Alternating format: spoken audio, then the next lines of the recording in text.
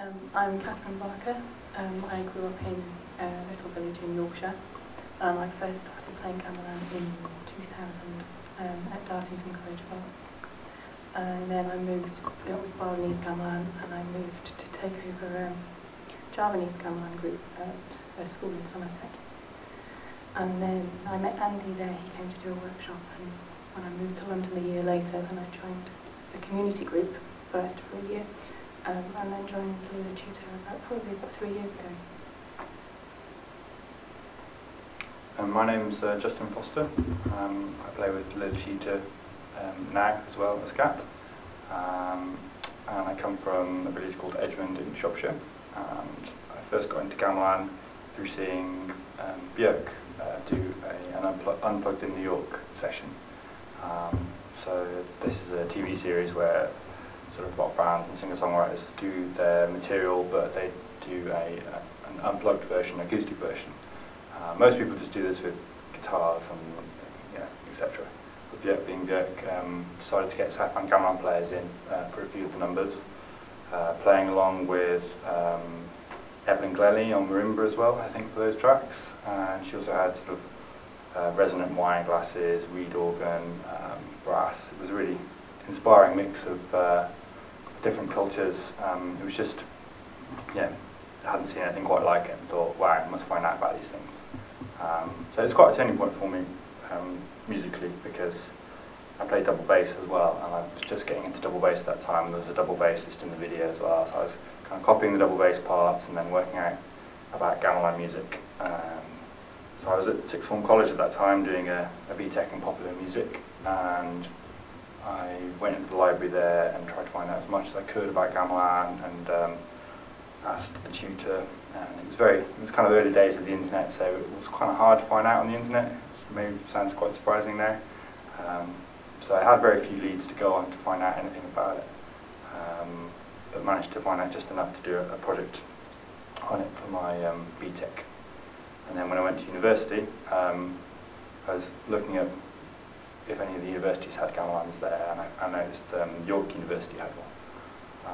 But I couldn't actually apply to York University because I was doing a BTEC and I hadn't done A-levels, and they don't take students like that. So anyway, I went to a nearby university called Bretton Hall to study composition and 20th century avant-garde music.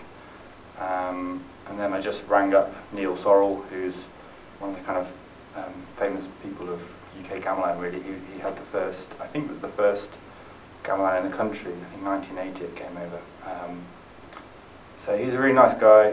I literally just rang him up, even though I wasn't going to York University, and just said, you're the nearest gamelan to me, even though you're 40 miles away. Do you mind if I come along and play? And he was like, yeah, just come along. So I used to go every week on the train from Wakefield to York.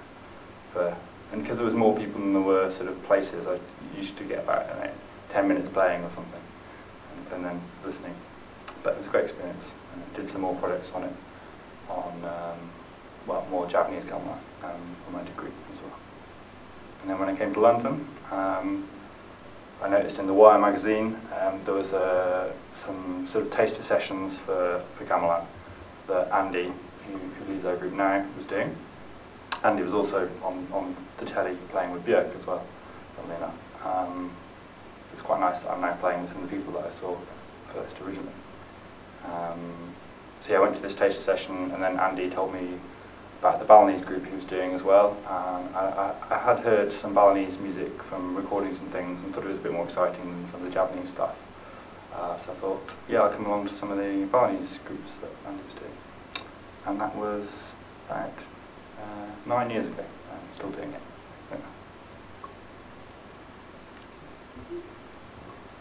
Yeah. Interesting.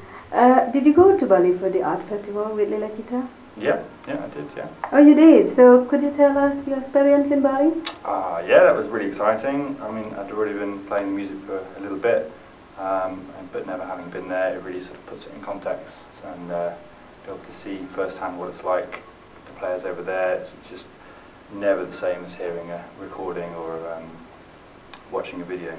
Just, yeah, it was really good thing for the group. I think we learned so much in such a just over 2 weeks, so it's quite a short period, but yeah, we got a lot from it, learning new pieces and just seeing the other musicians play, and we did a few concerts ourselves. Yeah, it was a really interesting experience. I think one of the things that surprised them was, well, A, that we were Westerners playing their music sort of reasonably well. Okay, maybe not as good as them, but making a pretty good effort. But they were really surprised by the mixed gender group as well. I think I remember them sort of peering over all the sort of females in the group, sort of watching their complicated kotakan, seeing if they were going to make any mistakes.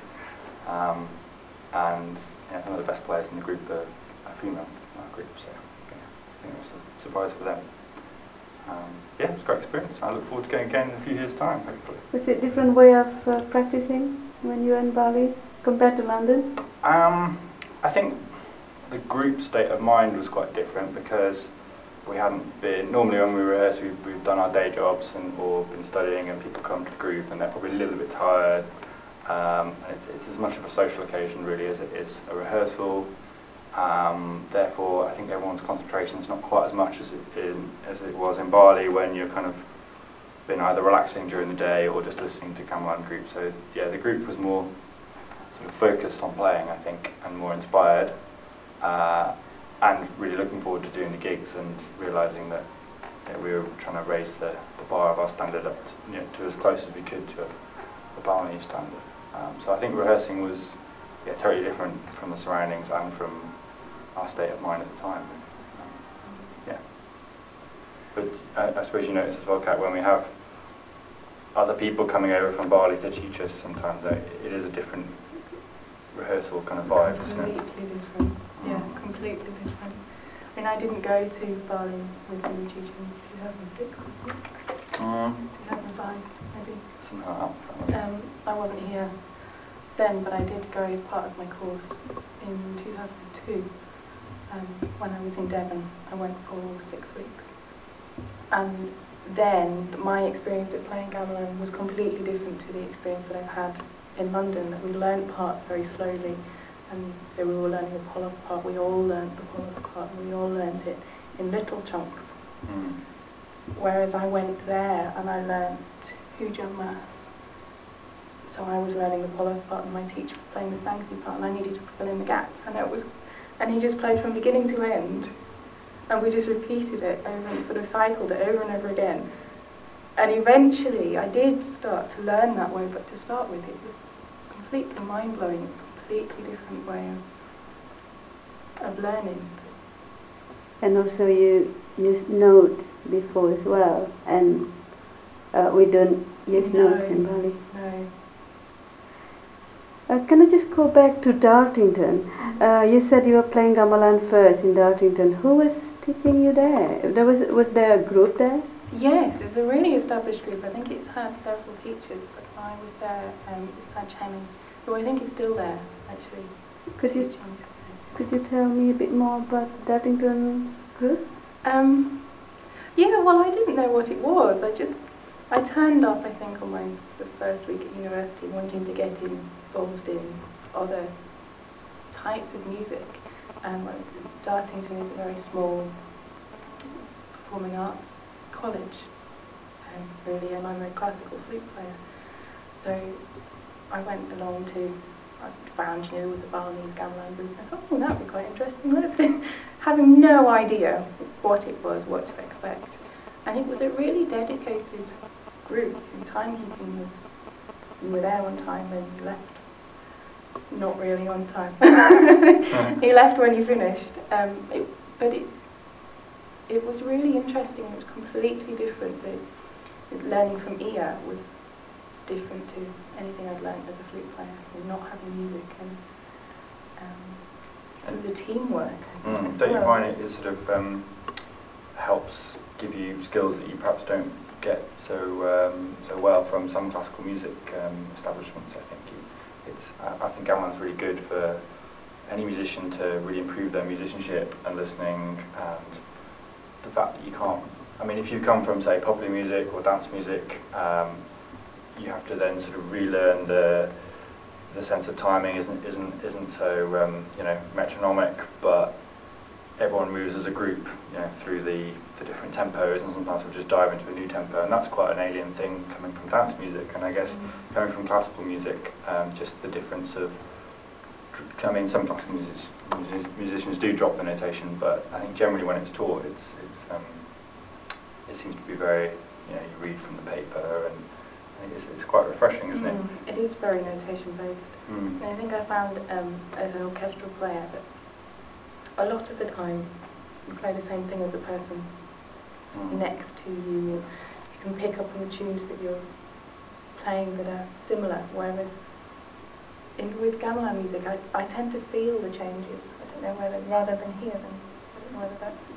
So when the ansel become you listen off the other musical cues, don't you? I suppose. I sort of feel that it's changing, but to be sitting next to somebody who's playing something not completely different, obviously, but interlocking and actually feeling when it's right, it's great. You have to really listen to other people, so it's more like a group work, isn't it? Exactly, because most people, I guess maybe apart from Ugal and maybe Panyacha, don't really have a sort of memorable tune as such, do they? I mean, the tune is a result of the collection, isn't it? Yeah. Which really forces you to listen.